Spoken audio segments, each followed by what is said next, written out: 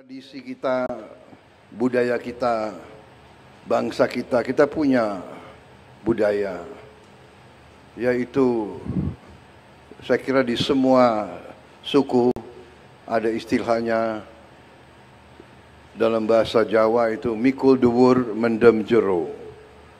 Kepada keluarga kita, hal yang baik kita angkat setinggi-tingginya. Kalau ada kekurangan, ya kita pendam, kita perbaiki. Tapi janganlah kita teruskan budaya hujat menghujat, ejek mengejek. Kita harus kerja keras. Saudara-saudara, saya terima kasih kepada chairman dari Lotte Group dan seluruh unsur dari Lotte Group, juga dari pemimpin-pemimpin Korea. Saya termasuk yang kagum sama bangsa Korea. Saya kagum dengan budaya mereka. Saya kagum dengan kerja keras mereka. Mereka bangsa yang kerja keras. Mereka bangsa yang mampu mendirikan suatu bangsa modern dari puing-puing perang, dari kancah peperangan. Korea adalah bangsa yang sangat sering diinvasi oleh bangsa lain. Mereka sama juga dengan kita, pernah dijajah. Tapi mereka tegar, teguh, disiplin.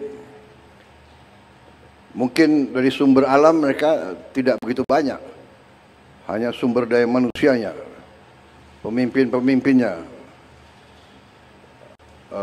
tangguh. Kenapa saya sampaikan ini? Saya pernah punya pengalaman baik, banyak pengalaman baik dengan pihak Korea. Waktu saya di tentara, saya dibantu pelatih-pelatih dari Korea. Mereka sangat keras, mereka melatih dari depan. Jadi mereka itu, saya ingat salah satu pelatih dari Korea itu, dia orang Korea, pelatih judo, melatih tim saya di Kopassus dulu. Menjelang hari Natal, saya panggil dia, saya bilang, Profesor, ini besok adalah hari Natal, saya minta para anggota diliburkan. Dia bilang, tidak bisa, Jenderal, harus latihan. Loh, ini hari Natal, besok hari Natal. Tidak ada masalah, Jenderal, saya juga orang Kristen. Jadi profesor itu orang Kristen. Tidak ada masalah, Jenderal, saya orang Kristen. Kita nanti ke gereja jam 10, kita kebaktian, misa, nanti jam 1 latihan lagi, training. Saya lihat dia hebat juga orang ini. Habis itu berapa minggu kemudian Lebaran, Idul Fitri, saya panggil dia lagi, Profesor, besok hari besar untuk umat Islam, harus libur. Jenderal, saya sudah tanya kepada ahli agama, yang wajib itu Idul Fitri, sembahyang sholat berjamaah di masjid jam 7 pagi. Dia tahu itu peraturannya, jam 7. Sesudah itu training, latihan. Habis itu dia tanya, Jenderal mau tim Jenderal juara atau tidak? Mau. Kalau mau juara tidak ada jalan lain, harus latihan. Hanya ada satu rumus untuk menang. Saya tanya apa rumusnya? Rumusnya 3. Nomor 1, latihan, training. Nomor 2, latihan, training.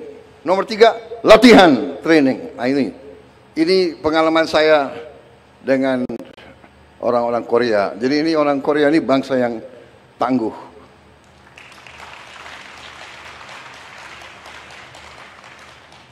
Bangsa yang tangguh. Jadi kalau negosiasi sama orang Korea tidak gampang. Ya, jadi boleh juga kalau orang Korea kita kirim orang Papua. Nah, jadi mereka bangsa yang tangguh. Ya. Saya salah satu idola saya yang saya contoh adalah Jenderal Park Chung-hee, Presiden Korea yang mimpin pembangunan industrialisasi Korea. Ya mungkin ini tidak politically correct karena dia tentara ya. Tapi kalau tanya orang Korea semua, dia banyak jasanya dalam pembangunan ekonomi Korea. Dan yang saya kagum sama dia dan semua orang Korea mengakui dia memang orang yang bersih, orang yang tidak korup, orang yang membangun budaya Korea yang baik. Jadi ya itu salah satu contoh saya ingin jadi seperti itu. Walaupun pensiun tetap saya punya kehormatan, kebanggaan sebagai seorang jenderal.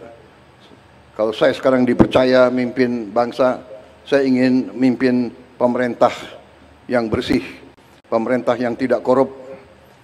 Dan saya terima kasih. Dan saya terima kasih pembantu-pembantu saya ini bekerja dengan baik dan mereka juga ingin meneruskan, ingin memberi contoh kepada generasi penerus pemerintah yang bersih, yang tidak korup, sehingga kita bisa melaksanakan pembangunan besar-besaran.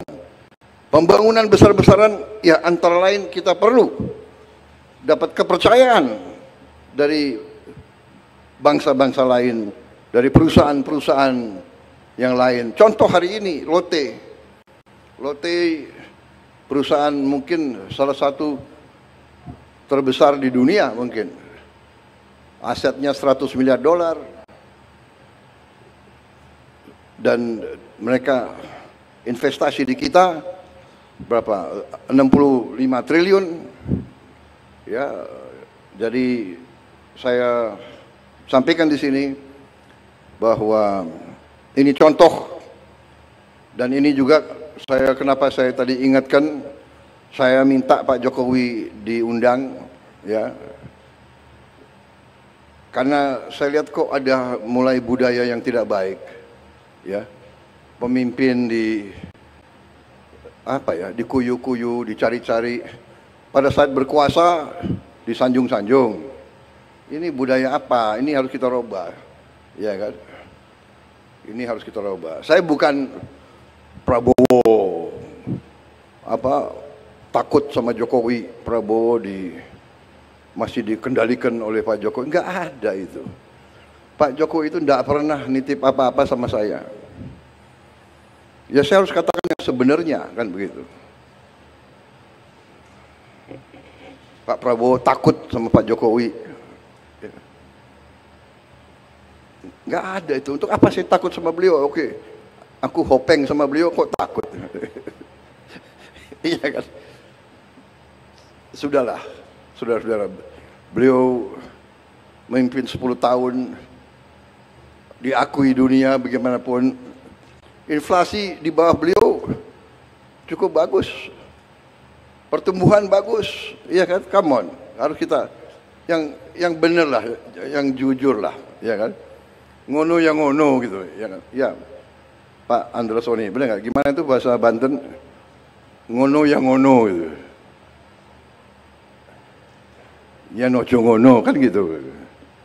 Banten ada bahasa sama ya, Banten sama Banyumas ada persamaan ya? Hah? Ya, jadi saudara-saudara,